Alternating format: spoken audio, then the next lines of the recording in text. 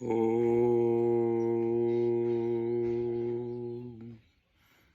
श्रीगुरवे नमः। ॐ शान्तिः शान्तिः शान्तिः। प्रणाम भगवान। ये नैनीताल की वादियों का मुक्तेश्वर धाम, जो कि स्वयं गुरुओं के गुरु शिव बाबा, जो स्वयं मुक्ति स्वरूप हैं, उनका धाम है। और यहाँ की शुभ मुहूर्त की पावन बेला और इस प्रकृति का सुंदर नज़ारा, तो इसमें याद करते हैं अपने स्वामी विवेकानंद जी को। और विवेकानंद जी का जो सन्यासी गीत है, उसका 5वां पद क्या कहता है, चर्चा करते हैं। क्या मर्म सत्य का इसको वे कुछ भी समझ न पाते। क्या मर्म सत्य का इसको वे कुछ भी समझ न पाते। सुत बंधु पिता माता के सपनों में जो मद माते।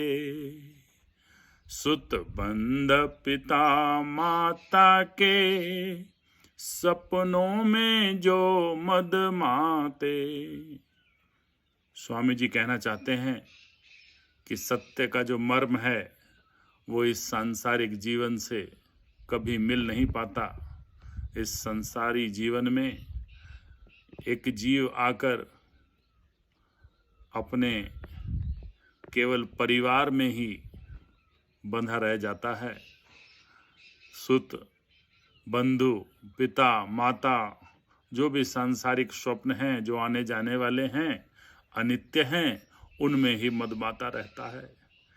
उस सत्य स्वरूप शिव स्वरूप, जो अपना ही स्वरूप है, आत्मानंद है, उसमें वो कभी आ ही नहीं पाता, न समझ पाता। क्या मर्म सत्य का इसको वे कुछ भी समझ न पाते। सुत बंध पिता माता के सपनों में जो मद माते। आत्मा अतीत नातों से वह जन्म मरण से विरहित। आत्मा अतीत नातों से वह जन्म मरण से विरहित। वह लिंग भेद से ऊपर सुख दुख भावों से अविजित। जो अपना आत्मा है, इन नातों से भावों से सबसे अतीत है, और जन्म मरण तो उसमें है ही नहीं।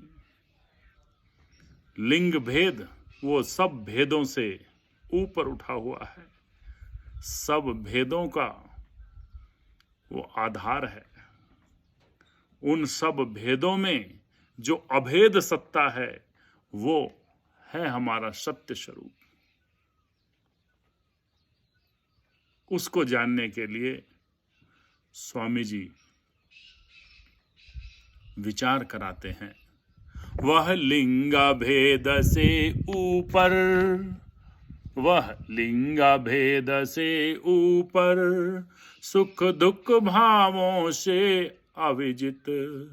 वह पिता कहाँ किसका है, किसका सुत किसकी माता। वह पिता कहाँ किसका है, किसका सुत किसकी माता। वह शत्रु मित्र किसका है, उसका किससे क्या नाता। जो एक सर्वमय शाश्वत, जिसका जोड़ा न कहीं है, जिसके अभाव में कोई संभव अस्तित्व नहीं है। तत्त्वमसि वही तुम हो। बहुत बढ़िया। तत्त्वमसि वही तुम हो, समझो हे सन्यासी वर। अतएव उठो गाओ तुम, गाओ यह गान निरंतर। क्या गान है? अपना ही नाम, अपने स्वरूप का नाम, जिसको 4 बार लेते हैं स्वामी जी और कहते हैं, क्या गाओ? ओम तत् सत ओम।